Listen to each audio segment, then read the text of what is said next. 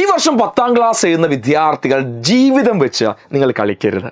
കാരണം ഈ വർഷം 10ാം ക്ലാസ്സിൽ പഠിക്കുന്ന വിദ്യാർത്ഥികളെ ജീവിതം വെച്ച് കളിക്കരുത് പറയാൻ കാരണം അവർ കഴിഞ്ഞ വർഷം 9ാം ക്ലാസ് പഠിക്കുന്ന സമയത്ത് നിങ്ങൾ അവിടെ ടെക്സ്റ്റ് ബുക്ക് മാറ്റി സിലബസ് മാറ്റി കുറച്ചധികം കാര്യങ്ങൾ നിങ്ങൾക്ക് അവിടെ പഠിപ്പിച്ചു. അവർക്ക് പഠിക്കാനുണ്ടായിരുന്ന അത്യാവശ്യം.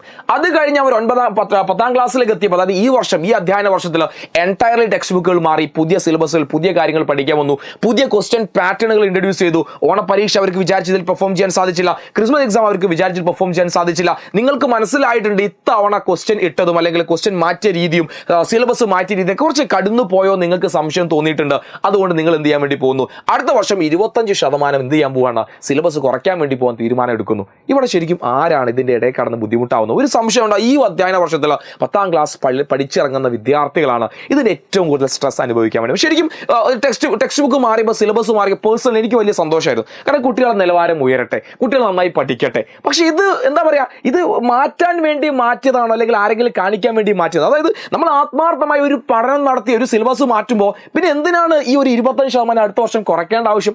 ഈ വീഡിയോ കാണുന്ന ഈ വർഷം 9ാം ക്ലാസ് പഠിക്കുന്ന ആളുകൾ എന്നോട് ദേഷ്യപ്പെടരുത്. കാരണം ഈ വർഷം 10ാം ക്ലാസ് പഠിക്കുന്ന 10ാം ക്ലാസ് പരീക്ഷ എഴുതാൻ വേണ്ടി നിങ്ങളുടെ ചേട്ടന്മാരുണ്ട്, അവർക്ക് വേണ്ടിയാണ് ഞാൻ സംസാരിക്കുന്നത്, അവർക്ക് വേണ്ടി മാത്രമാണ് സംസാരിക്കുന്നത്. കാരണം സങ്കടമുണ്ട്, വിഷമമുണ്ട്.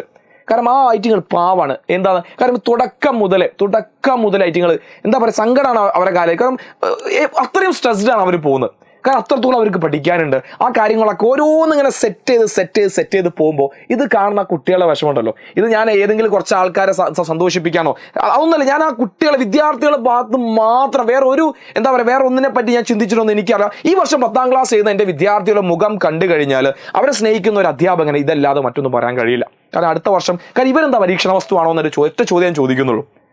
വേറെ ഒന്നും ഈ ഒരു അവസരത്തിൽ പറയാനോ ചോദിക്കാനോ ഇല്ല. അതുകൊണ്ട്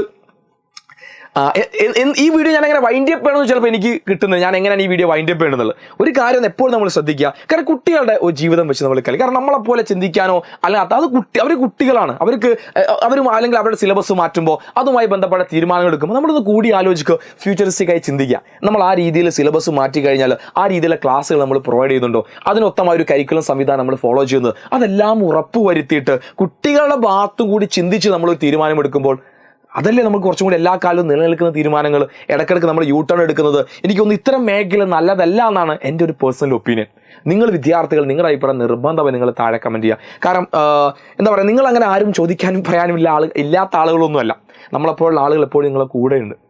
അപ്പോൾ വാട്ട് എവർ ഇറ്റ് ഈസ്, ഈ കാര്യങ്ങളൊക്കെ അതിൻ്റെ വഴിക്ക് നടക്കണം. നമുക്ക് മുന്നോട്ട് പോകാൻ, നമ്മൾ പഠിക്കുക തന്നെ ചെയ്യാൻ വേണ്ടി ഇപ്പോൾ അടുത്ത ദിവസങ്ങൾ നമ്മുടെ ലൈവും കാര്യങ്ങളൊക്കെ നമ്മൾ സ്റ്റാർട്ട് ചെയ്യാൻ വേണ്ടി പോകണം. അപ്പോൾ നിങ്ങൾ നമ്മളെ കൂടെ വരിക. നമുക്ക് എന്തെല്ലാം കാര്യങ്ങൾ ഈ വരാനിരിക്കുന്ന പബ്ലിക് എക്സാമിനെ, മോഡൽ എക്സാമിനൊക്കെ മറികടക്കാൻ നമുക്ക് എന്തെല്ലാം സാധിക്കുമോ അതൊക്കെ നിങ്ങൾക്ക് വേണ്ടി ഞങ്ങൾക്ക് എന്തെല്ലാം സാധിക്കും അതൊക്കെ ഞങ്ങൾ ചെയ്തുതരും. അപ്പോൾ വാട്ട് എവർ ഇറ്റ് ഈസ്, നമ്മൾ ഇതിനെപ്പറ്റി നമ്മളിപ്പോൾ ചിന്തിക്കേണ്ടത് എന്തോ ആയിക്കോട്ടെ, നമ്മളെ സംബന്ധിച്ചോളം എക്സാമിന് വരാൻ വേണ്ടി പോകുന്നത്, നമ്മൾ ശ്രദ്ധയ്ക്ക് അതിലേക്ക് പോട്ടെ. അപ്പോൾ എല്ലാവർക്കും എന്താ പറയുക, ആത്മവിശ്വാസത്തോടെ പരീക്ഷയെ നമുക്ക് നേരിടാം. All the best.